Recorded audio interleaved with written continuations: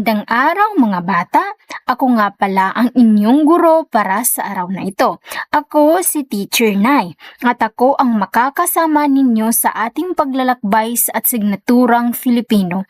Umaasa akong handa na kayong matuto at makilahok sa ating mga gawain. Bago natin simulan ang ating aralin, alamin muna natin ang ating mga layunin para sa araw na ito. Basahin natin ng sabay-sabay. Ang una nating layunin ay nabibigyang kahulugan ang onomatopoeia.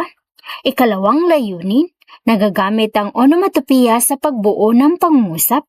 At ang ating huling layunin ay naipapakita ang kahalagahan ng onomatopoeia sa pangungusap. Ngayon naman, balikan natin ang ating nakaraang aralin. Sino ang nakakaalala kung ano ang ating tinalakay noong nakaraan? Yes, Miss Rachel? Napakagandang sagot. Ang ating tinalakay noong nakaraan ay tungkol sa pabula. Maaari bang sabihin kung ano ang pabula? Tama! Ang pabula ay isang uri ng kwento na ang mga tauhan ay mga hayop na kumikilos at nagsasalita na parang tao. Ito ay nag-iwan ng magandang aral sa mga mangbabasa. Bigyan natin ng isang magaling na palakpak ang ating kaklase in 1, 2, 3, go!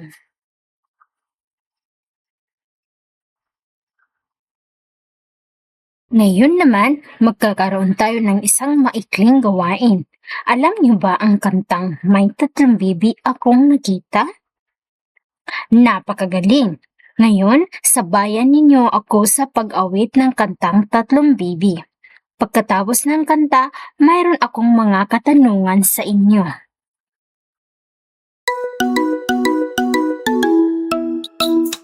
May tatlong bibe akong nakita, mataba, mapayat mga bibe. Ngunit ang may papak sa likod ay iisa. Siya ang leader na nagsabi ng kwak kwak, kwak kwak kwak, kwak kwak kwak. Siya ang leader na nagsabi ng kwak kwak. Tayo na sa ilog ang sabi, kumendeng kumendeng ang mga bibe. Ngunit ang may papak sa likod ay iisa. Siya ang leader na nagsabi ng kwak kwak, kwak kwak kwak, kwak kwak kwak. Siya ang leader na nagsabi ng kwak kwak.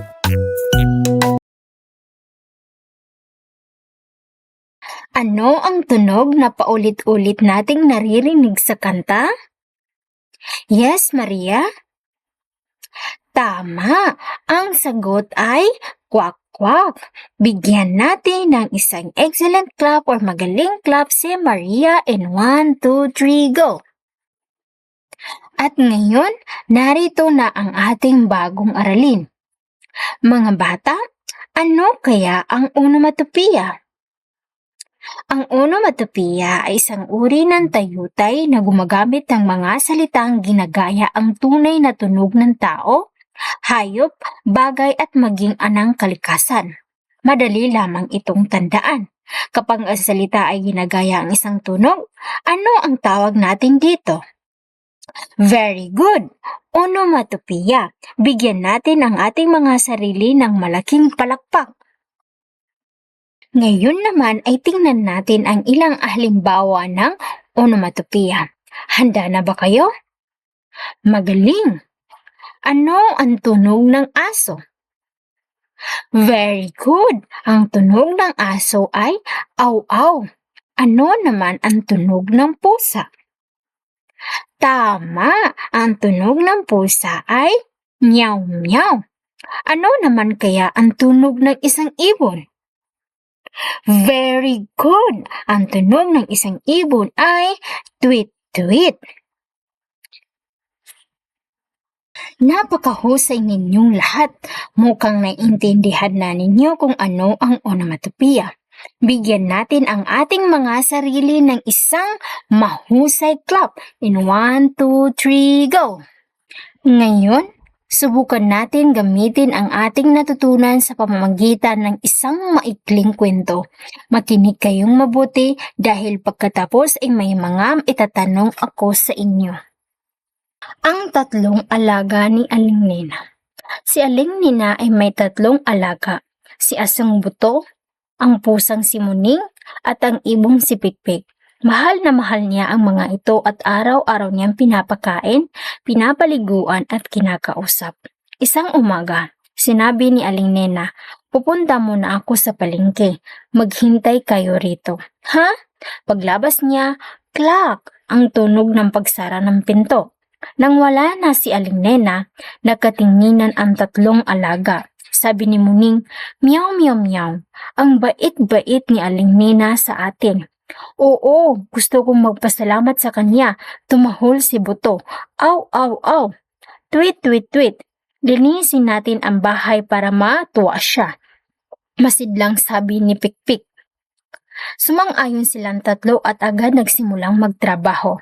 Si Buto ang unang kumilos. Inayos niya ang mga tsinela sa tabi ng pinto. Pero dahil masyado siyang sabik, nabanggan niya ang lalagyan. Tad! Nagkalat ang lahat ng tsinelas. Si Muning naman ay nagwalis gamit ang kanyang buntot. Pero imbis na malinis, ay mas kumalat ang alikabok. Nasingkot niya ang alikabok kaya napaatsyo ang munting pusa at nagkalat muli ito. Si Pikpik naman ay lumipad pataas para ayusin sana ang kurtina, pero nahatak niya ito at tuluyang bumagsak. Rip! Napatalon siya sa gulat. Tweet, tweet, tweet. Pagkaraan ng ilang minuto, ang sala ay mas magulo pa kaysa noong umalis si Aling Nena. Nakaupo sila at tinignan ang kalat. Pagod, marumi at halatang dismayado. Hindi nagtagal, narinig nila ang clack ng bumubukas na pinto. Umuwi na si Aling Nena. Pagkatapos niya, napahinto siya. Ay, anong nangyari dito? Nakatungo si Buto, Muning at Pikpik. Halatang nahiya at humihingi ng tawad kahit walang sinasabi. Lumapit si Aling Nena at napangiti ng kaunti. Ay, kayo talaga. Sinusubukan niyo sigurong tumulong. Ano? Dahan-dahan silang tumango. Hinaplos sila ni Aling Nena at sinabi, "Hindi man naging maayos, ramdam ko ang pagmamahal ninyo. Salamat sa pagsisikap at pagkatapos noon ay sabay-sabay silang naglinis. Si Aling Nena, si Buto, si Muning at si Pikpik. Masaya, magkakasama at sabay-sabay na humahabol sa gulo na sila rin ang gumagawa." Ngayon, tingnan natin kung nakinig na ba talaga kayo sa aking kwento.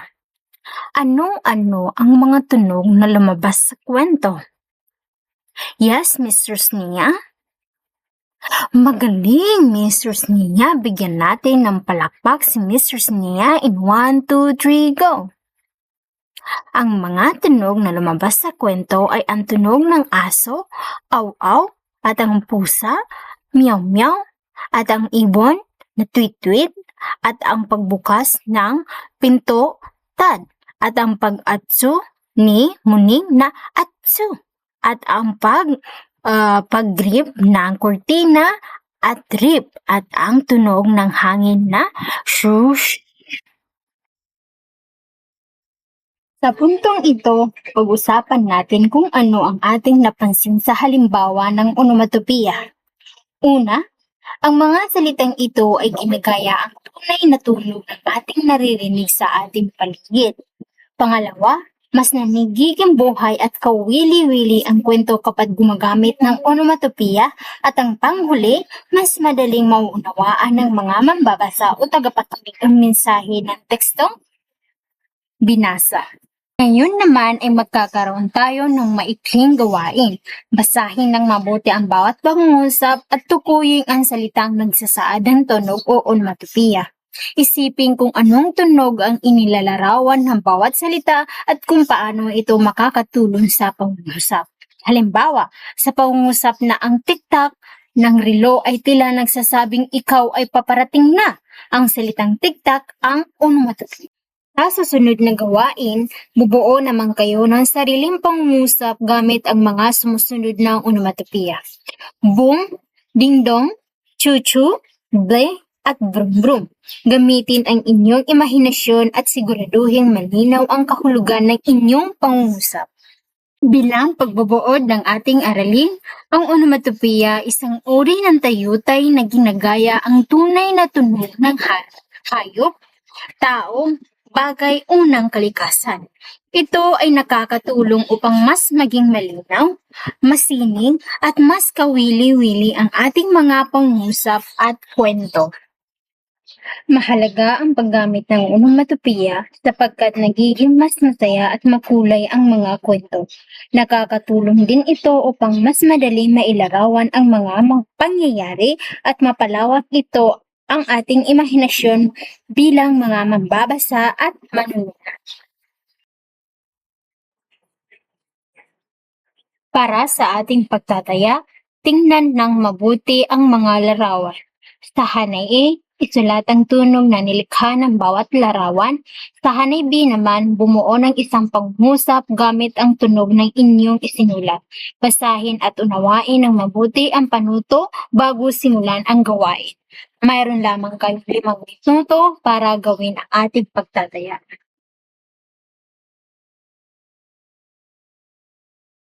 Your 5 minutes start now.